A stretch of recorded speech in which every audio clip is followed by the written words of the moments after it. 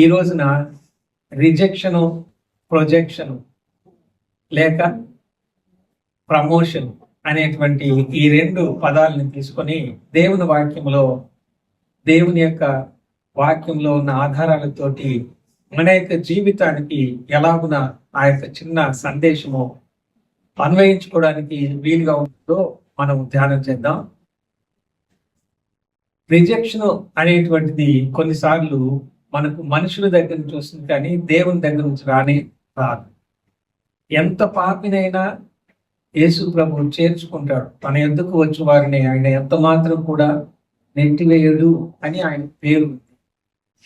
కాబట్టి ఈ లోకంలో రిజెక్షన్ అనేటువంటిది ఎవరి దగ్గర నుంచి వస్తుంది అని మనం ఆలోచన చేస్తే, మనకు మనమే తెచ్చుకునేది ఒక రకమైతే, మనుషులు మనలను తృణీకరిస్తారు. అది మనము గమనిస్తాం. దేవుని యొక్క ఆజ్ఞను అతిక్రమించినందువలన ఆదాము హవ్వలు వాళ్ళకు వాళ్ళే బయటికి వెళ్ళిపోయినటువంటి పరిస్థితిని మనం చూస్తాం. పరిశుద్ధమైనటువంటి దేవుడు పాపాన్ని చూడలేనంత, వినలేనంత పవిత్రుడు గనక అపవిత్రులైనటువంటి మానవులు తమకు తామే దేవుని సన్నిధికి రాలేరు అని దేవుని వాక్యంలో మనం చూస్తాం. దేవుని యొక్క పరిశుద్ధమైనటువంటి ముఖము మానవుని యొక్క పాపముల వలన ఆ ముఖాన్ని చూడలేకుండా పోయే పరిస్థితి, మనము చేసినటువంటి ఆజ్ఞని అతిక్రమించి తెచ్చుకున్న పాపం వలన ఒక మనుషుని ద్వారా పాపం లోకంలోనికి ఎలా వచ్చిందో, మనుషులందరూ పాపం చేసినందువలన మనుషులందరికీ మరణము సంప్రాప్తమైంది. పరిశుద్ధులైన దేవుడు నిత్యము జీవిస్తూ ఆయన స్తుతిగానాలతోటి స్తుతించబడుతూ ఉన్నటువంటి, ఆయన నిరంతరము ఉన్నటువంటి దేవుడుగా మనం చూస్తే, మనం చేసినటువంటి పాపాలు, అపరాధాల వలన బ్రతికిము ఉన్నామని అనుకుంటాం, కానీ మనం చచ్చినటువంటి స్థితిలో మనం ఉంటాము. మన యొక్క అంతం ఏంటి అని చూస్తే, దేవునికి ఆది అంతము లేదు, కానీ మనల్ని కూడా ఆయన ఆత్మ ద్వారా ఆయన ఆత్మను ఉంచి ఆయన మనం సృజించాడు. కానీ మనం చేసిన అతిక్రమాల వలన మన ఆత్మకు మరణం లేదు, కానీ మన యొక్క ఈ శరీరము ఇది మృతతుల్యమైంది, బలహీనమైనది, మట్టికి వెళ్ళిపోతుంది. కొంత సమయం దీనికి ఉంది. ఆ తర్వాత దేవుని యొక్క తీర్పులోనికి రావడం జరుగుతుంది. ఆ తీర్పులో నిత్యత్వంలో ఉన్న దేవుడు ఎలాగో ఆయన ప్రజలు ఆనందంతో ఉంటారు. యేసు ప్రభు మానవ పాప పరిహారార్థానికి ఆయన చిందించిన రక్తాన్ని ఆశ్రయించకుండా, ఆయన మాటలను నమ్మకుండా ఉంటే, అట్టివారు నిత్య నరకాగ్ని గుండంలో, మరణమే లేనటువంటి ఆ స్థలంలో తిరస్కరించబడినటువంటి అపవాదితో పాటుగా వారు యాతన పడతారు. యుగ యుగములు పురుగు చావదు, అగ్ని ఆరదు అనేది మనం చూస్తాం. కాబట్టి ఈ రిజెక్షన్ నుంచి మనము ప్రమోషన్ లోనికి వెళ్ళాలి అని అంటే ఎలాంటి పరిస్థితుల్లో మనం వెళ్ళగలుగుతాము అనేది పరిశుద్ధ దేవుని వాక్యంలో నుంచి మనం చూద్దాం. ఈ 118వ కీర్తన పరిశుద్ధ బైబిల్ గ్రంథం అంతటిలోనికి మధ్య అధ్యాయంగా మనం చూస్తాం. ఈ మధ్య అధ్యాయంలో ఉన్నటువంటి అతి ప్రాముఖ్యమైనటువంటి ముఖ్య వచనం ఏంటంటే, ఇక్కడ మనం చదువుకున్నటువంటి 22వ వచనం, ఇల్లు కట్టువారు నిషేధించిన రాయి మూలకు తలరాయి ఆయను అని. ఇల్లు కట్టేటప్పుడు రకరకాల రాళ్లతోటి ఆ రాళ్ళు ఉన్నవి ఉన్నట్టుగా ఇల్లు కట్టడానికి వీలు పడదు. రాయి మధ్యలో సిమెంట్ వేస్తూ వెళ్తున్నందువల్ల, అది తన యొక్క వైశల్యాన్ని పెంచుకుంటూ వెళ్తున్నందువల్ల సమానమైనటువంటి రాళ్ళని కొన్నింటిని పగలగొట్టి అవసరమైనటువంటి రీతిలో ఇల్లు కట్టేటువంటిది మనము ఎరిగినటువంటి విషయం. అలాంటి పరిస్థితుల్లో కొన్నిసార్లు కొన్ని రాళ్ళు పనికిరావు అని పడవేస్తూ ఉంటారు. ఆ పడవేసినటువంటి పనికి రానటువంటి రాళ్ళు ఒక గుట్టగా పడవేసినప్పుడు ఇల్లు కట్టేటువంటి ఆ తాపి మేస్త్రి కట్టేటువంటి ఒక స్థలానికి వెళ్ళినప్పుడు అక్కడ ఒక రకమైనటువంటి రాయి కావాల్సి వస్తుంది. తన దగ్గర ఉన్నటువంటి రాళ్ళల్లో అది దొరకదు. అప్పుడు తన దగ్గర పనిచేస్తున్నటువంటి సహాయకుడు ఏం చేస్తాడు అనంటే, పడవేసినటువంటి ముక్కల దగ్గరికి వెళ్ళి ఆ రాళ్ల ముక్కలలో ఏదైనా ఒకటి దీనికి సరిపోతుందేమో అని వెతికి తీసుకుని వచ్చి ఆ మేస్త్రికి ఇస్తే ఆ తాపి మేస్త్రి ఆ రాయి సరిగ్గా సరిపోయింది అని ఆయన అక్కడ పెట్టి దాన్ని కట్టడాన్ని కొనసాగించేవాడుగా ఉంటాడు. మనకు అర్థం కావడానికి మనం ఇట్లా చెప్పుకున్నాం, కానీ యేసుక్రీస్తు ప్రభువు ఆయన రాయిగా చెప్పబడ్డాడు. ఆ ప్రభువుని ఈ లోకానికి వచ్చినప్పుడు నువ్వు మాకు అవసరం లేదు అన్నట్లుగా ఎవరు కూడా ఆయన్ని చేర్చుకున్నట్టు మనం చూడం. యేసు ప్రభు తల్లి గర్భంలో ఉన్నప్పుడే ఆయన జన్మకి ఎవరు కూడా స్థలం ఇవ్వలేదు. ఆయన జీవిస్తూ ఉన్నప్పుడు ఆయనకి ఎవరు కూడా స్థలం ఇవ్వలేదు. నక్కలకు, బొరియలు, ఆకాశ పక్షులకి గూళ్ళు ఉంటాయి, కానీ మనిషి కుమారునికి తలవాల్చుకోవడానికి స్థలం లేదని ప్రభు చెప్పాడు. చివరికి సిలువలో కూడా ఆయనకి స్థలం లేకపోతే ఆ బందిపోటు బరబ్బాను అక్కడి నుంచి తప్పించి మనందరి పాప పరిహారార్థమై ఆయన బలిగా, అర్పణగా తనను తాను అర్పించుకోవాలి. ఆయన పరిశుద్ధమైన రక్తము మన పాపాలకు క్షమాపణ కలిగిస్తుంది. కాబట్టి ఆ స్థలము తనది కానటువంటి స్థలములో అక్రమ కాలంలో ఒకడుగా ఎంచబడి సిలువలో మధ్యలో ఆయన వేలాడుతున్నాడు. ఇరు ప్రక్కల వాళ్ళ స్థలాలలో దొంగలుగా ఉన్నటువంటి వాళ్ళు సిలువలో ఉన్నట్టుగా మనం చూస్తాం. యేసు ప్రభు చనిపోయిన తర్వాత యూదులు సంప్రదాయం ప్రకారం ముందుగానే సమాధులు రాతిలో తొలికి వాడు సిద్ధపరచుకొని ఉండేవాళ్ళుగా, తొలిచి పెట్టుకున్నటువంటి వారుగా ఉండేవాళ్ళుగా మనం చూస్తాం. కానీ అరిమతే యోసేపు కోసం సిద్ధపరచుకున్నటువంటి ఆ సమాధిని యేసు ప్రభు యొక్క శరీరాన్ని ఉంచడానికి ఉపయోగించినట్టుగా మనం చూస్తే, యేసు ప్రభువుకి పుట్టినప్పుడు స్థలం లేదు, జీవితంలో జీవించడానికి స్థలం లేదు, మరణించడానికి సిలువలో కూడా ఇంకొకరి స్థానాన్ని తీసుకున్నాడు. ఆ స్థానమే మనది. ఆయన మరణించిన తర్వాత సమాధి చేయడానికి కూడా కనీసము ఏ బీదవాడికి లేనటువంటి పరిస్థితిని ఆయన ఎదుర్కొన్నట్టుగా మనం చూస్తాం. కాబట్టి ఆయన ఈ లోకంలో అందరి చేత తిరస్కరించబడినటువంటి వాడుగా మనం గమనిస్తాం. శరీరధారిగా ఆయన ఈ లోకంలో జీవిస్తున్నప్పుడు ఆయనని ఎప్పుడు దొరికితే చంపుదామా అని ఆయన చుట్టూ ఆయనను వెంబడిస్తూ ఉన్నట్టుగా ఉండి కొంతమంది కుట్రలు చేసినట్టుగా మనం చూస్తాం. కొండ మీద నుంచి తలక్రిందులుగా ఆయనని త్రోసివేద్దామని ప్రయత్నం చేసిన సందర్భాలని మనం చూస్తాం. అలాగున యేసుక్రీస్తు ప్రభు అద్భుత కార్యాలు, సూచక క్రియలు చేస్తూ గుడ్డి వాళ్ళకి చూపునిస్తూ, కుంటి వాళ్ళకి కాళ్ళని ఇస్తూ, చనిపోయిన వాళ్ళని లేపుచూ, దయ్యాలను వెళ్ళగొడుచు, విడిపిస్తూ, రోగాలతో ఉన్న వారికి ఆరోగ్యాన్ని కలుగు చేస్తూ, మేలు చేస్తూ, సంచారం చేస్తూ ఆయన ఉంటే ఆ అద్భుతమైనటువంటి కార్యాలకి ఆకర్షితులై ఆకలితో ఉన్నటువంటి వారికి ఆకలి తీర్చి ఆహారం ఇచ్చినటువంటి ఆ ప్రభువుని మాకు వద్దు నువ్వు అన్నట్టుగా ప్రవర్తించినట్టుగా మనం చూస్తూ ఉంటున్నాం. దయ్యాలు పట్టినటువంటి వ్యక్తిని విడిపిస్తే ఆ పట్టణస్తులు మాకు నీ వద్దు, మా యొక్క పట్టణాన్ని విడిచి వెళ్ళిపోమని చెప్పినట్టుగా మనం చూస్తాం. అలాగున ప్రభు తిరస్కరించబడ్డాడు.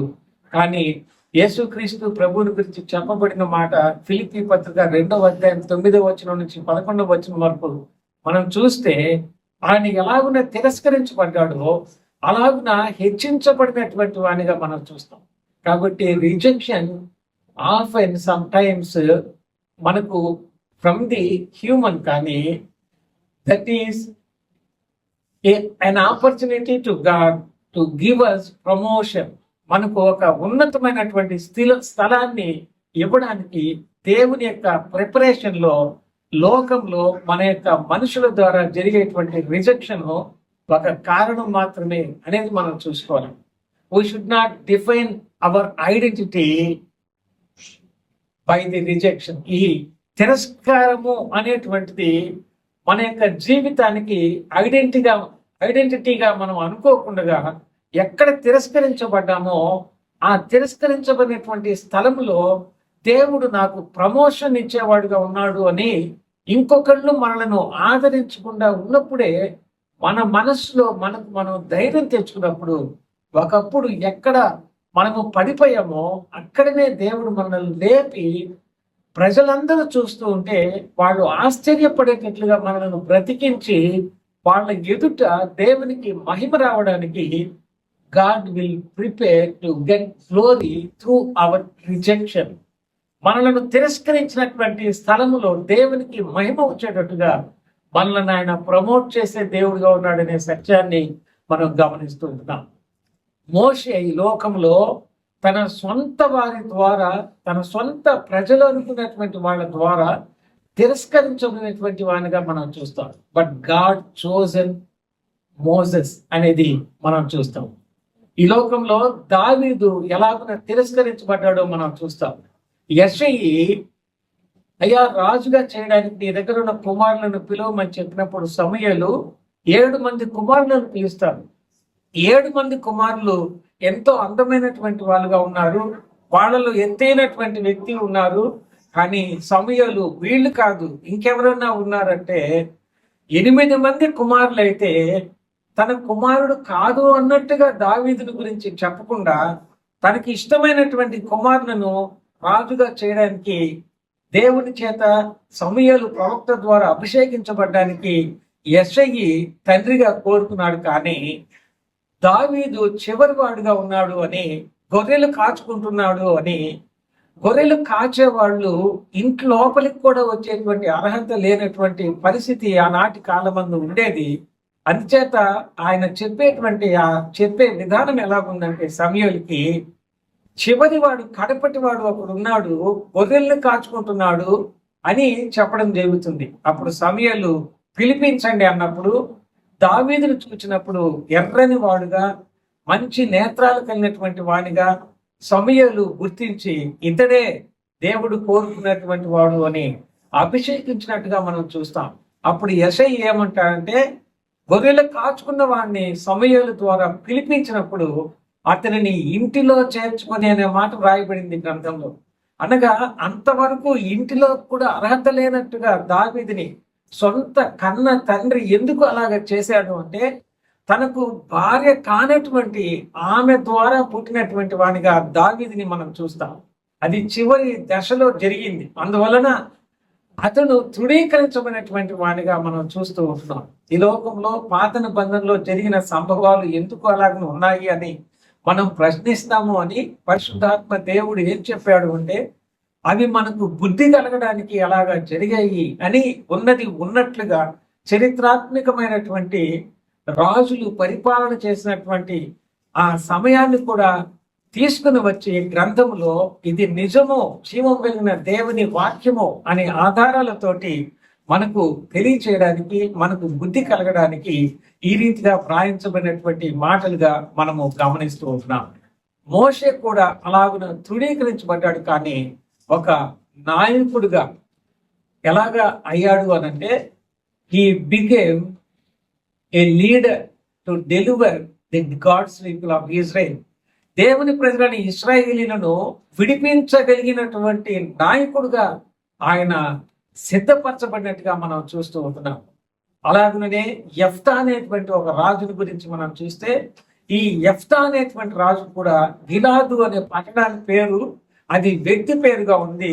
గిలాదుకు పుట్టాడు. కానీ ఈ యెఫ్తా కూడా గిలాదుకు భార్య కానటువంటి ఆమెకి పుట్టినందువలన గిలాదు దగ్గర ఉన్నటువంటి కుమారులు ఈ యెఫ్తాని నీకు ఇక్కడ ఉండడానికి అర్హత లేదు అని గెంటి వేసినప్పుడు దూరంగా వినిపోయినటువంటి యెఫ్తా అలాంటి తిరస్కారానికి లోనేటువంటి స్థితిలో ఉన్నప్పుడు అమ్మోనీయుల ద్వారా ఇశ్రాయేలీయులు బాధించబడుతూ యుద్ధానికి గురైనటువంటి ఆ పరిస్థితులలో, ఓడిపోయేటువంటి పరిస్థితులలో ఇక్కడ ఉన్నటువంటి పెద్దలు యెఫ్తాని పిలిపించినట్టుగా మనం చూస్తాం.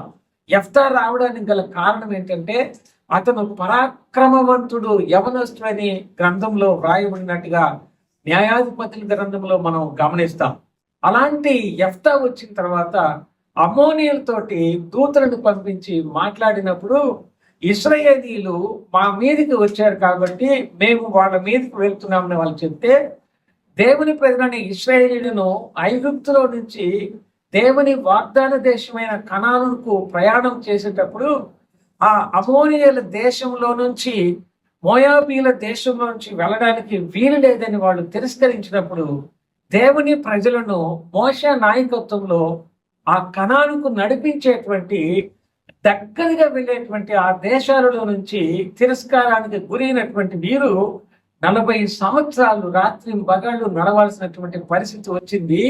అలాంటి పరిస్థితుల్లో కూడా వీరు వారి మీదకి అన్యాయంగా వచ్చినందువలన వారిని దేవుడు వీరి చేతికి అప్పగించాడు. కానీ బుద్ధిపూర్వకంగా వారు యుద్ధానికి రాలేదు అని సంధి చేసి యెఫ్తా మాట్లాడినా కానీ వాళ్ళు వస్తే దేవుని దగ్గర విచారణ చేసి అమ్మోనీయులను హతము చేసి ఇశ్రాయేలును విడిపించినటువంటి రాజుగా ఎవరు వచ్చాడు అంటే, ఎవరైతే తిరస్కరించబడ్డారో ఆ యెఫ్తాని దేవుడు ఒక నాయకుడిగా చేసి దేవుని ప్రజలైనటువంటి వారిని విడిపించినటువంటి వారిగా మనము గమనిస్తుంటున్నాం.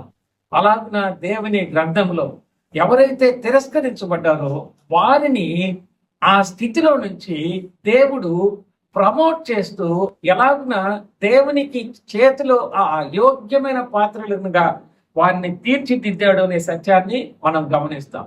అందుకనే యేసుక్రీస్తు ప్రభువుని గురించి ఈ దావీదు కీర్తనలో ప్రవచనాల్లో బైబిల్ గ్రంథం అంతట్లో మధ్యలో ఉన్నటువంటి అధ్యాయంలో 118వ కీర్తన 22వ వచనంలో మనం చదువుకుంటున్నాం. ఇల్లు కట్టువారు నిషేధించిన రాయి మూలకు తలరాయి ఆయను అని. ఇల్లు అంటే ఎక్కడుంది ఇల్లు? మనకు యేసు ప్రభు అన్నాడు, నేను మీకు స్థలము సిద్ధపరచడానికి వెళ్తున్నాను, నేను మళ్ళీ మీ వద్దకు వస్తాను, నాతో కూడా ఉండులాగునే నేను మిమ్మల్ని తీసుకుని వెళతానని చెప్పాడు. పునాదులు కలిగినటువంటి పట్టణంగా మనం చూస్తాం, చచ్చౌకమైనటువంటి పట్టణంగా మనం చూస్తాం. మనకు అర్థం కావడానికి కొన్ని కొలతలను ప్రకటన గ్రంథంలో మనం చూస్తాం. కానీ దేవుని యొక్క ఇల్లు ఎలాగున ఉంటుందంటే, అది అక్కడనే భోజనము, అక్కడే విశ్రాంతి తీసుకునేటువంటి మ్యాన్షన్స్ అని పిలువబడుతున్నటువంటి భావాన్ని కలిగి ఉంటుంది. కానీ ఆ గదులు గదులుగా ఉన్నట్టుగా ఉంటుంది. కానీ అవతల వారు యువతల వారికి, యువతల వారు అవతల వారికి కనిపించేటువంటి రీతిలో ఉంటుంది. ఆ వీధులు బంగారు వీధులుగా ఉంటాయి. నేల మీదనే, బంగారు నేల మీదనే పరిశుద్ధులు నడిచేటువంటి స్థలం అది. దేవుని యొక్క ఇల్లు ఈ లోకంలో ఆయన వచ్చినప్పుడు రెండవసారి, ఎందుకయ్యా నీకు ఈ గాయాలు తగిలే అని అడిగితే, నేను ప్రేమించిన వారి ఇంట్లో ఉన్నప్పుడు నాకు కలిగిన గాయాలు అని అంటాడు. కానీ అలాంటి తిరస్కరించబడినటువంటి ప్రభువు మనకు సిద్ధపరిచేటువంటి ఆ గృహాన్ని మనం ఆలోచన చేసినప్పుడు, దేవుని గృహము, దేవుని ఇల్లుగా పిలువబడుతున్నటువంటి తన యొక్క సంఘంలో రక్షణ పొందినటువంటి ఈ లోకంలో మనము ఒకవేళ తిరస్కారానికి గురైనటువంటి వాళ్ళగా ఉండవచ్చు. కానీ మన యొక్క గుర్తింపు వీడు తిరస్కరించబడిన వాడు అని అనిపించుకోకుండా ఉండడానికి దేవుడు అది అవకాశంగా తీసుకొని మనలను ఉన్నతమైన స్థితికి ప్రమోట్ చేయడానికి దాన్ని ఉపయోగించేవాడుగా ఉన్నాడు అని పాత నిబంధనలో మనము జ్ఞాపకం చేసుకుంటూ వచ్చాం భక్తులను గురించి. ఆ యొక్క వచనాలన్నిటినీ మనము చదువులేము. కానీ మన యొక్క సమయాన్ని బట్టి ఆదికాండములో 37వ అధ్యాయము 4వ వచనంలో తన యొక్క అన్నలు ఎలాగున యోసేపును తిరస్కరించి, మీ సంగతిని నేను చెప్తానని అంటున్నాడే చిన్నవాడుగా ఉండి, ఇతన్ని చంపేద్దామని చెప్పి అందరూ అనుకుంటే, యూదా ఏమనుకుంటాడంటే, ఆ బావిలో వేసినప్పుడు అలాగనే చనిపోతాడు, అతన్ని చంపేసినందువల్ల మనకేం లాభం వస్తుంది, అందువల్ల దారిలో వెళ్తా ఉన్నారు కదా రకరకాల వ్యాపారస్తులు, వాళ్ళకి కనుక అమ్మేస్తే చంపినందువల్ల మనకేం రాదు, అతను చనిపోతాడు, మనకే లాభం రాదు, కానీ అమ్మితే అతన్ని అమ్మినందుకు మనకు లాభం దొరుకుతుంది అని వాళ్ళు ఆలోచన చేసి, యూదా ఏమట అంటే, మనకి ఎట్లాగూ తమ్ముడే కదా, చంపడం ఎందుకులే, ఎవరికైనా అమ్మేద్దాం, డబ్బు కూడా వస్తుంది కదని సమాలోచన చేసుకొని అందరూ ఏకభావం కలిగి యోసేపుని అమ్మేస్తారు. తిరస్కారానికి అందరికీ ఏకభావం ఉంటుంది. కానీ ఒక మనిషిని తిరస్కరించబడిన తర్వాత, అది సంఘమైనా, ఉద్యోగంలో గవర్నమెంట్ లో ఉన్న డిపార్ట్మెంట్ అయినా, లేక నీ చుట్టుపక్కల ఉన్నటువంటి ఆ కమ్యూనిటీ అయినా, నీ ఉన్నటువంటి అపార్ట్మెంట్ అయినా, లేక నీ ఉన్నటువంటి ఏ స్థలమైనా కూడా తిరస్కరించబడిన వ్యక్తి దగ్గరకు వచ్చి ముట్టుకొని భుజం మీద చేయేసి అందరూ తిరస్కారం చేస్తే ఏ ఒక్క వ్యక్తి దగ్గరకు వచ్చి పలకరించడానికి ధైర్యము సాహసం చేయరు, అవునా కాదా? కానీ దేవుని యొక్క వాక్యంలో అలాంటి వ్యక్తులను దేవుడు పరామర్శించి భుజము తట్టి ధైర్యపరిచి ఆయన స్వీకరించేటువంటి వానిగా మనము గమనిస్తా ఉంటున్నాం. అలాగా యోసేపు అమ్మబడిన తర్వాత, జైలు పాలైన తర్వాత, ఎన్నో రకాలైన ఇబ్బందులను ఎదుర్కొన్న తర్వాత నా పరిస్థితి ఇంతేనా అన్నట్టుగా అతను ఎప్పుడు కూడా అనుకోలేదు. దేవుణ్ణి విడిచిపెట్టిన వాడు కాదు, దేవుని సన్నిధిని ప్రేమించిన వాడు. అందుకనే దేవుడు ఏం చేశాడు తెలుసా? He became the governor of the country. ఆ దేశం అంతటికి ప్రధానిగా దేవుడు ఏర్పాటు చేసుకున్నాడు. ఒక్క సింహాసనం తప్ప మిగిలిన వాటి అన్నింటి మీద నీకు అధికారాన్ని ఇస్తానని చెప్పి రాజు తిరస్కరించబడి, బావిలో నీళ్లు లేని బావిలో త్రోయబడి అమ్మివేయబడినటువంటి ఒక వ్యక్తిని, ఆ దేశానికి సంబంధం లేనటువంటి ఒక వ్యక్తిని, మానవుడిగా ఉన్నటువంటి ఒక రాజు హృదయాన్ని నీళ్ల వల్లే కరిగించి తన బిడ్డను ఉన్నతమైన స్థితికి తీసుకుని రావడానికి పరాయి దేశంలో ఉన్న రాజును దేవుని యొక్క టూల్ గా ఉపయోగించుకున్నటువంటి మాటలు మనం చూస్తున్నాం కదా. మనను కూడా దేవుడు అలాగనే ఉపయోగించుకునేవాడుగా మనం చూస్తాం. కాబట్టి యోసేపు యొక్క పరిస్థితి మనం చూస్తాం. తిరిగి యోసేపు అన్నలు అలమటిస్తున్నటువంటి సమయంలో వారికి పోషకుడుగా దేవుడు హెచ్చించినట్టుగా మనము గమనిస్తాం. కానీ యెఫ్తా, మీరు నన్ను తిరస్కరించారు కదా, మళ్ళీ నన్ను ఎందుకు పిలుస్తారని అడిగాడు. కానీ యోసేపు అలాంటివి ఏది అడగలేదు. మీరు నన్ను అమ్మివేశారు కానీ, తిరస్కరించారు కానీ, మనందరి పోషణ కొరకు దేవుడు నన్ను ఈ స్థలానికి తీసుకొచ్చాడు అని యోసేపు చెప్పడాన్ని ప్రత్యేకించి మనం గమనించే వాళ్ళగా ఉండాలని మనం చూస్తూ ఉంటున్నాం. ఆయన ఎలాగున హెచ్చించబడ్డాడనే విషయము ఆదికాండం 41వ అధ్యాయం 39వ వచనం నుంచి 41వ వచనం వరకు మనం చూస్తూ ఉంటున్నాం. కాబట్టి people rejected Joseph, but God promoted him to became the governor of Egypt అనేది ఈ వాక్య సందేశంలో మనం చూస్తూ ఉంటున్నాం. అనేక సార్లు rejection may be God's way to promote for his glory అనేది ఈ యోసేపు జీవితంలో మనం చూస్తూ ఉంటున్నాం. దావీదు విషయంలో మనం చూస్తే ఒక కుటుంబమే దావీదుని వ్యతిరేకించిందని మనం చూస్తాం. ఆ విషయం ఎక్కడ చూస్తామంటే మొదటి సమూయేలు గ్రంథంలో 16వ అధ్యాయము 10వ వచనం నుంచి 13వ వచనం వరకు ఆ విషయాల్ని మనం చూస్తాం. తిరస్కరించబడినటువంటి దావీదును తిరిగి దేవుడు ఎలాగున తీసుకొచ్చాడు అనే విషయాన్ని మనం చూసినప్పుడు యేసుక్రీస్తు ప్రభు కూడా తిరస్కరించబడినటువంటి వానిగా మనము గమనిస్తాం. 27వ కీర్తనలో 10వ వచనంలో ప్రభు ప్రవచనాలు ఇక్కడ మనం గమనిస్తాం. దావీదులో 27వ కీర్తన 10వ వచనంలో ఈ రీతిగా మనం చదువుకుంటాం. నా తల్లిదండ్రులు నన్ను విడిచినను, యెహోవా నన్ను చారదీయును అని. దావీదు తల్లి ఎక్కడుందో అడ్రస్ లేదు బైబిల్ గ్రంథంలో. యెషయి ఉన్నాడు కానీ విడిచిపెట్టినటువంటి వానిగా మనం చూస్తాం. అందుకనే దావీదు మాట్లాడుతున్నాడు ఇక్కడ, నా తల్లిదండ్రులు నన్ను విడిచినను, యెహోవా నన్ను చేరదీయును అనేటువంటి మాటని మనం చూస్తుంటున్నాం. మన జీవితంలో కూడా ఎవరైనా తల్లిదండ్రులు విడిచిపెట్టినటువంటి అనుభవం మనం చూస్తామా? అసలుకి ఎలాంటి తల్లిదండ్రులైనా కూడా బిడ్డల్ని ఎవరు కూడా విడిచిపెట్టే వాళ్ళుగా ఉండరు. ఎన్ని కష్టాలు వచ్చినా, తల్లిదండ్రులను హింసిస్తున్నటువంటి పరిస్థితుల్లో ఉన్నా, తల్లిదండ్రులను ద్వేషిస్తున్నటువంటి పరిస్థితుల్లో ఉన్నా, అనగానటువంటి మాట్లాడుతున్నటువంటి పరిస్థితులు కూడా లోకంలో ఎంతో మంది పిల్లలు తల్లిదండ్రుల విషయంలో ప్రవర్తిస్తున్నారు అని మనము చూస్తూ ఉంటున్నాం. కొంతమంది తల్లిదండ్రుల యొక్క చావు కోరుకుని చంపేసేటువంటి వాళ్ళను కూడా మనం చూస్తున్నాం ఆస్తి కోసం. అలాంటి పరిస్థితులు ఉన్నటువంటి ఈ లోకంలో ఒకవేళ తల్లిదండ్రులు యేసు ప్రభు నమ్ముకున్నందుకు ద్వేషించి, తృణీకరించి, నీకు ఏది ఇక్కడ ప్రాప్తం లేదు అని త్రోసివేసి గెంటి వేసినా కూడా యేసుక్రీస్తు ప్రభు సాధు సుందర్ సింగ్ లాంటి సేవకులను గొప్ప చేసి ఎంతో మంది ఆత్మను రక్షించలేదా? భక్త సింగ్ గారిని దేవుడు ఎంతో ఉన్నతమైనటువంటి స్థితికి తీసుకుని వెళ్ళి ఎందరికో అన్నం పెట్టేటువంటి స్థాయికి ఆయన తీసుకుని వెళ్ళలేదా? చివరికి ప్రభు దగ్గరికి వెళ్ళేటువంటి ఆ దినాలలో ఒట్టి చేతులతోటి ఏది ఆయన ఆశించకుండా తన వారికి అంటూ ఏ ఆస్తి కూడా రాయకుండా దేవుని సేవకు అంతా ఇచ్చివేసి ఆయన ఈ లోకంలో నుంచి సెలవు తీసుకొని దేవుని దగ్గరికి వెళ్ళిపోయినట్టుగా మనం చూడటం లేదా? అందుకనే మనం ఈ వాక్యంలో చూస్తున్నాం, తల్లిదండ్రులు నన్ను విడిచిపెట్టినా కూడా నీవు నన్ను విడిచిపెట్టలేదు అనేటువంటి మాటను మనం చూస్తున్నాం.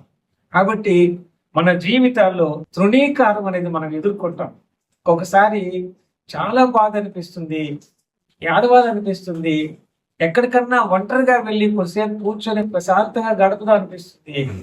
కానీ నెమ్మది ఎక్కడ దొరుకుతుంది అని ఆలోచన చేస్తే ఒకసారి ప్రభు వాక్యాన్ని మనం తలపోసుకున్నప్పుడు ఇలాంటి వచనాలని, ఇలాంటి చరిత్ర కలిగినటువంటి గ్రంథాన్ని, భక్తులను మనం ధ్యానం చేస్తూ వస్తున్నప్పుడు ఎంత ఆదరణ మన హృదయాల్లో కలుగుతుందో, మనసులో నెమ్మది కలుగుతుందో మనము అనుభవిస్తే కానీ మనకు తెలియదు.